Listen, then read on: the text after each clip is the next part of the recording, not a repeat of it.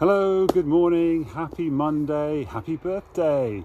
Welcome to the first day of the rest of your life. Yes, I know you've probably missed me over the last 4 days. I have been terrible over the last week or so, haven't I? Terrible? Not necessarily terrible. I've been taking a break, sorting out some stuff in my personal life, and that's why I'm where I am today. I'll tell you a little bit more about that in a minute. Maybe, don't know, might not get onto that. However, before we get any further, happy birthday to the people whose real birthdays it is today. Oh, actually, no, I should probably say happy birthday to Caroline Flack first. Social media kindness day today, hence the hashtag on here, to celebrate her birthday every year now, the 9th of November, I think. I think I've got that right. I'm not quite sure what her actual birthday was today, but hello and welcome to my viewer, and thank you for the thumbs up, whoever that was. But also, happy birthdays to real people who actually have birthdays today. Michael Rosenberg, Arabella Warden and Sass Huntwood. Don't know any of you particularly well, but happy birthday to you anyway. Happy birthdays to yesterday for Chinmay, who I used to work with in India, and Serish. I hope that's how I pronounce your name. I'm sorry, I'm not sure where I know you from, but hello anyway. Bart from Holland. Yeah, we connected at some point, can't remember where. Hey Chinmay, how you doing? Happy birthday. Yesterday, happy birthday for yesterday. Happy birthday to people on from Saturday. Andrea Abraham, hope you're well in America, hope you're coping well. Happy birthday to Danny Beard in Cheltenham. Hope everything's going well with you. What are you up to these days? What are you doing? Are you coding somewhere or something? I don't know. Jamie York, happy birthday to you. Hope your businesses are all going well and Progressive is treating you well. Happy birthday to Jay Fraser James Blake. Nice long name there. I'm not sure how I know you particularly well, but also happy birthday to, and I feel really bad about this, Yvette. I'm so sorry. Yvette's usually on these calls live, and happy birthday to Yvette. It was your birthday on Saturday and I wasn't live on your birthday day. I'm really sorry for that, but things happen, as you know. And happy birthday to Debbie Watson, whose birthday was on Saturday as well. Happy birthday also to Zoe, who I went to school with. Keith Hemshall. Can't remember where I met you, but I recognise the name really well, so we must have had several conversations. Happy birthday to, hello Manoj, welcome to you from Nepal. Happy to Andrew Gartside, again, I recognise the name but I can't think where. I think it always reminds me of Garfield the cat, probably why I remember the name. And happy birthday to Darren Moon. I have no idea where I know you from, Darren, but and I hope you guys are all well and still alive, because I made this mistake a few weeks ago where I did happy birthday to somebody who had actually died, so apologies to them, everybody who's watching. Cool, Danny, glad you had a great weekend. And good. Oh look, I love these birthday things. Maybe I should do these in the middle of the day more often. Anyway, happy birthday to all of you. There's loads of you. I do these videos, by the way, about usually between 9 and 9:30 every day UK time, and usually I'm just saying happy birthday to the people whose birthday it is, except on a Saturday when I'll also do the Sunday ones, because I don't do a video on a Sunday. And usually it's a topic of the day that I've either learnt from the book that I'm currently reading, which is yes, look at that. Manoj has also said happy birthday to all of you as well. Fantastic. Either the book I'm reading, which at the moment is Will It Make the Boat Go Faster by Ben Hunt Davis, although I haven't read it for a few days now. The Blinkist book of the day, which I listen to on my audio books while I'm on my run. Two really good books today, both are linked in the description. The one is Bill Bryson's Short History of Everything, kind of a sciencey book, very interesting. I'm only about halfway through that one today. And then the other one is, I forget the name of it. The Myth of Consciousness or something, anyway, it's in the description, you'll see it there.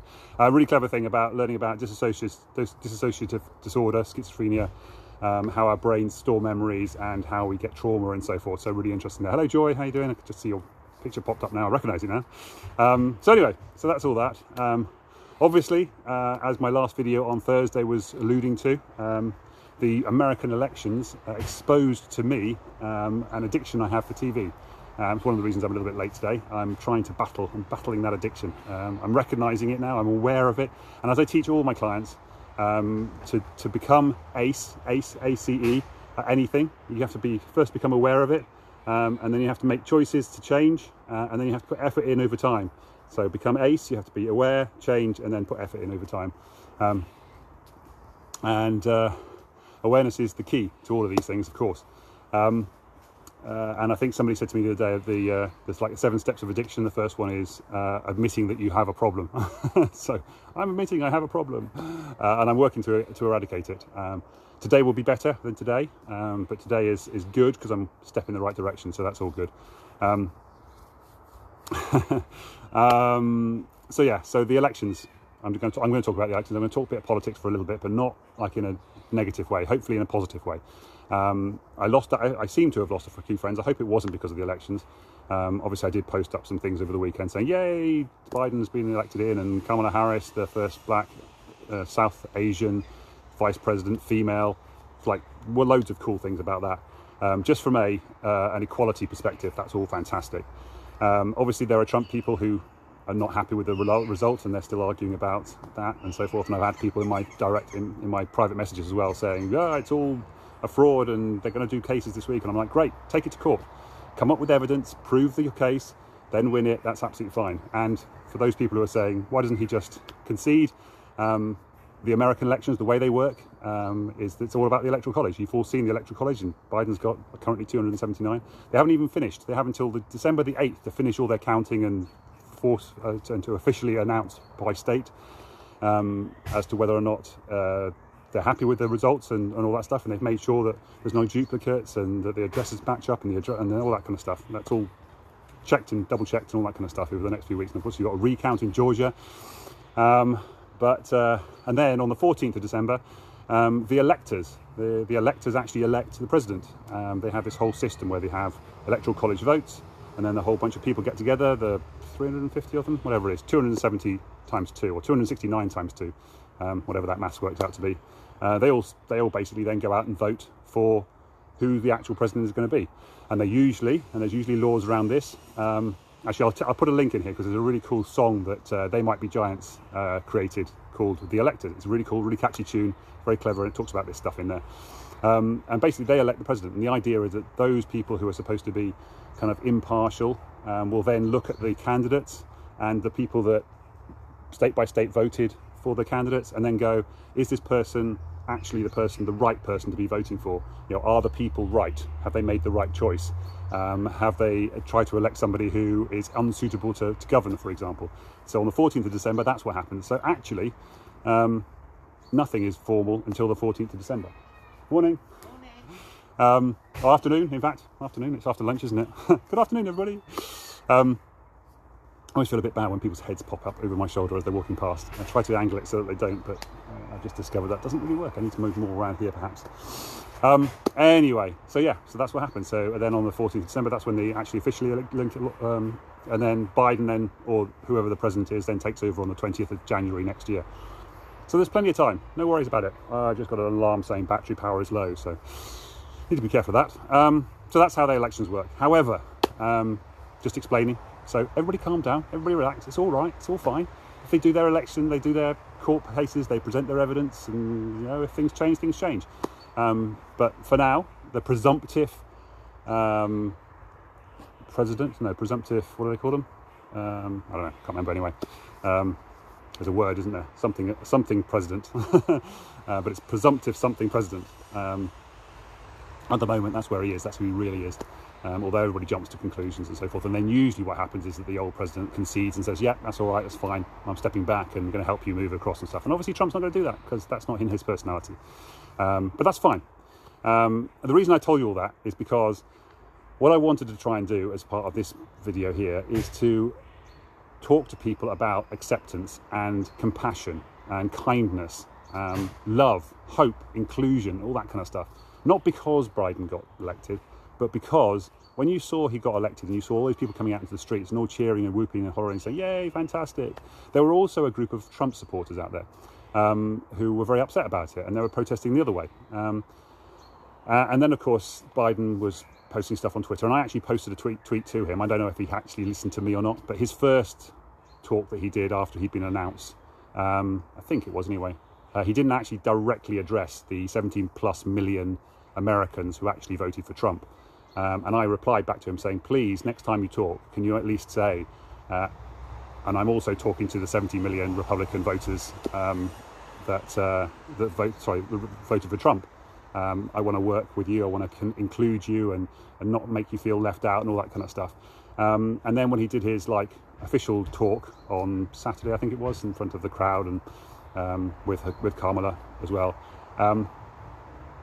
And he talked about the 70 million Trump supporters. So I know, maybe it wasn't me specifically. I'm sure somebody else picked up on it as well. But I love the fact that I said, please mention specifically the 70 million who voted for Trump. And then he did, which is cool. Because it is all about inclusion and kindness and being and recognizing that those people have gripes and they have annoyances and they have frustrations with the world. And they need to be addressed as well. You need to be looking at those people as well. You need to be saying, yes, I understand we have differences, but we all need to come together now. We need to work together for the next 4 years and try and find a solution that's going to work for everybody. Now, I know I'm talking about America and I'm English, but I have taken a lot of interest in politics. Hence the addiction, really, to watching all this stuff. I spend a lot of time looking at this stuff. I do need to stop all that so that I can focus on my own world. But hopefully this is a useful talk for anybody who is either in America watching this, or is interested in what's going on in America and the realities of things over there. I saw an interesting statistic today on TV regarding the frauds thing, in that Nebraska, Nebraska's 2nd district, I think it was, or something like that. They had obviously they have Trump and Biden at the top of the ticket, but then they're lower down the ticket. They also have Democrat and Republican, like local officials, House of Congress people. And in that election, they voted for Biden at the top of the ticket for president, and they voted a Republican as at the bottom of the ticket on the House ticket. Afternoon. And the Republican who was on the ticket at the bottom of the ticket got 17,000 more votes than Trump did on the same ticket, on the same piece of paper. So same piece of paper, they go, somebody has gone Biden for president, Republican local, instead of going Republican president, Republican local, which just kind of shows that fraud wasn't happening. It's just the way things worked out.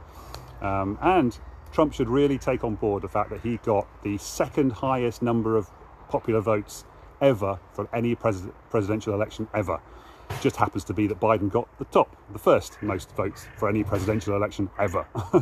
But the fact that the two of them got the most presidential elections in history just goes to show how important voting actually is. And I take this back to the UK now as well, because in the UK, I don't know if you know this, if you're watching this, it's a bit of a boring politics lesson, but it's kind of interesting. If all the people who didn't vote at any of the last elections, all the people who didn't vote actually voted for, say, for example, the Green Party. I'm not going to say the Green Party because you know it's just as an example, a party that doesn't get many votes. And just assume, of course, you also have to assume that the Green Party had a candidate in every single MP seat in the UK. But if all the people who didn't vote at all chose not to vote because they said they're disenfranchised, they said it's not worth voting, my vote doesn't make any difference. If they'd all voted for the Green Party, and the Green Party had an MP in every single seat, then the Green Party would have a majority in Parliament, and the Green Party would be Prime Minister. Just let that sink in for a second. All those people who don't vote, if you'd got out and voted, if you'd all voted for the same person, the same party, you would have voted that party in as the government. Really, let that sink in. Go out and vote, people. See how important it is. See how important it is. Please, please make your vote. You're the people. You own the government. The government is you. It's really important that you go out and make your vote, make your voice heard. Incidentally, on a second note, I mentioned this a couple of weeks ago, my friend Joe Howarth is Joe Happiness Howarth. We're looking at creating a new party. She's looking at creating a new party. I'm actually more of a Conservative and she's more of a Labour. For UK people, that's Republican and Democrat. So Democrats kind of actually more like Liberal Party in the UK more than Labour. Although obviously got a left part to it, so it's almost like a Blair party, I guess you could say, kind of right-leaning Labour Party.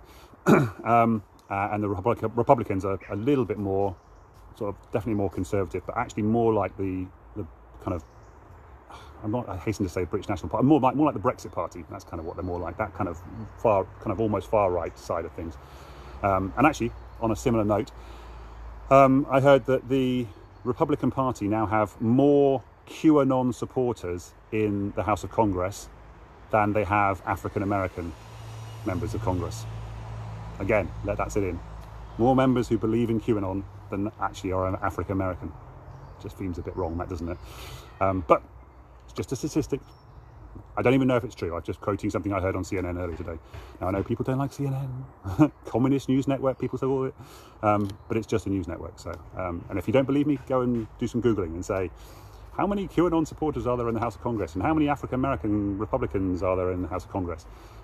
Just go do your own research. It's okay. That's cool. It's cool. It's okay. It's okay to think. It's okay to do research. It's okay to disbelieve your beliefs as well. Which comes back to something we've talked about many times before. Our beliefs are not fixed. They're just thoughts that we've had that we've then reinforced over time by looking for evidence that supports those beliefs. And if we want to, we can find evidence to support almost any belief you want. The trick is always to look for evidence that doesn't support your belief. And I've shown the link to this before as well on YouTube.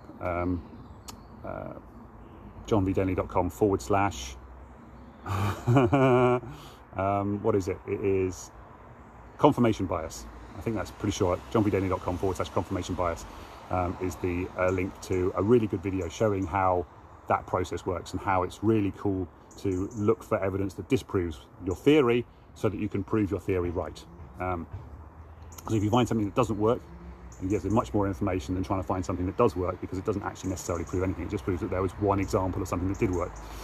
And it doesn't necessarily show that your thing is right. It's kind of hard to explain in a few seconds, but go watch that video. I'll try and put the link in just after I finish, but there you go. This is running up to 20 minutes. Hello, Gavin, how you doing? It's okay to disbelieve your beliefs. Yes, absolutely. That's good. I like it. You picked up on that. It's certainly okay to change your beliefs, I guess, is probably maybe a better way of putting that. But I do like the fact that you picked up on that line, which I just made up.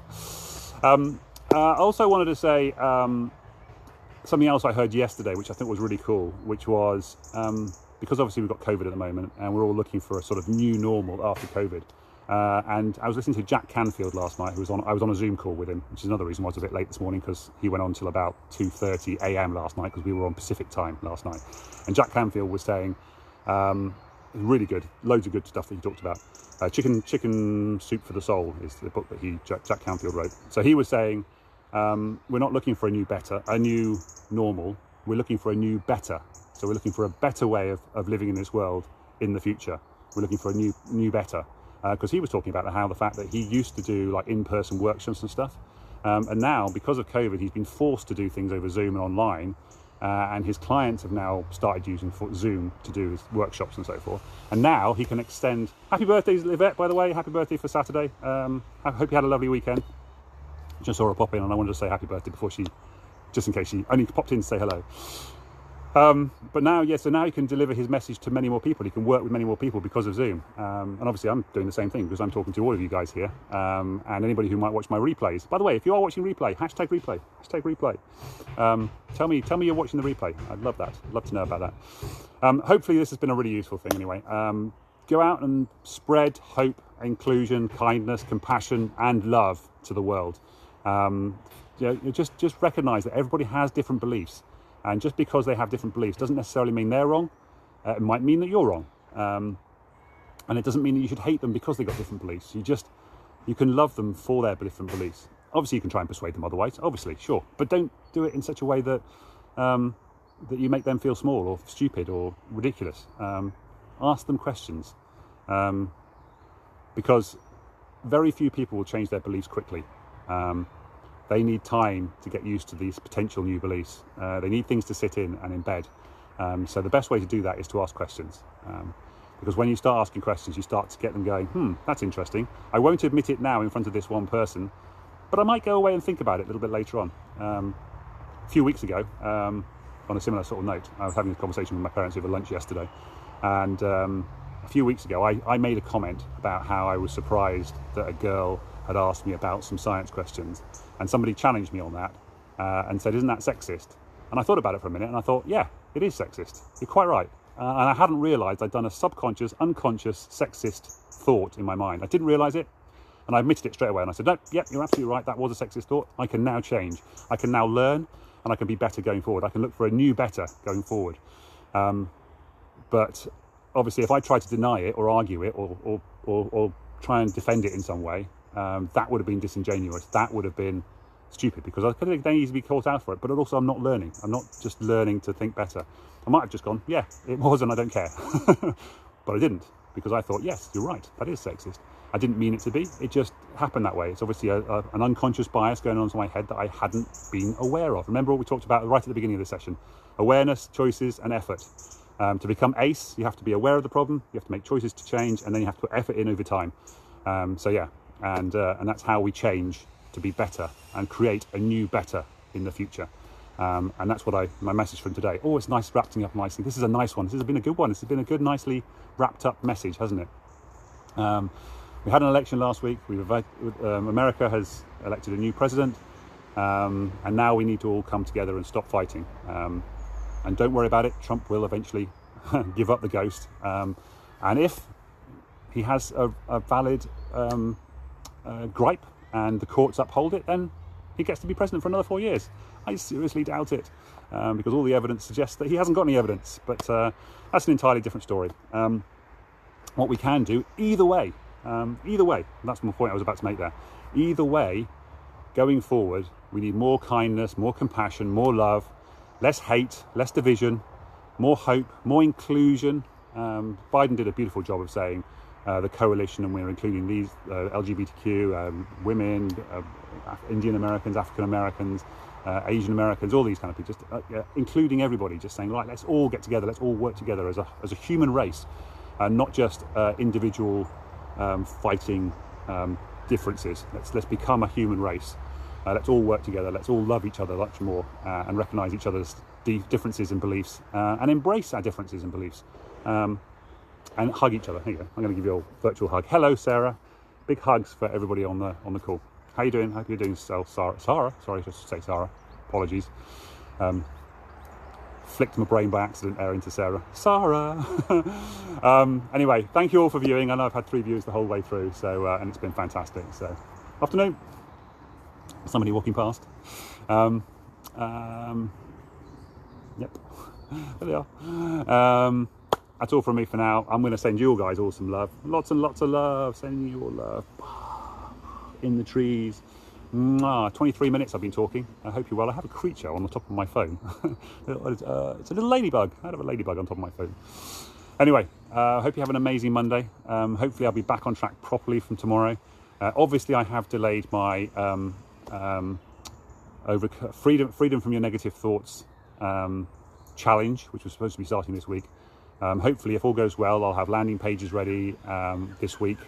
I'm working with Kelly, my VA, and we'll have all that up and running by midweek, and we'll be able to kick off on Sunday. And hopefully I'll have some people who are interested in doing that and learning how to manage and control and take back control of the negative thoughts inside their head, and overcome and learn how the first steps on finding freedom from depression and anxiety, and creating a new better for yourself in the future. Love you all. Take care.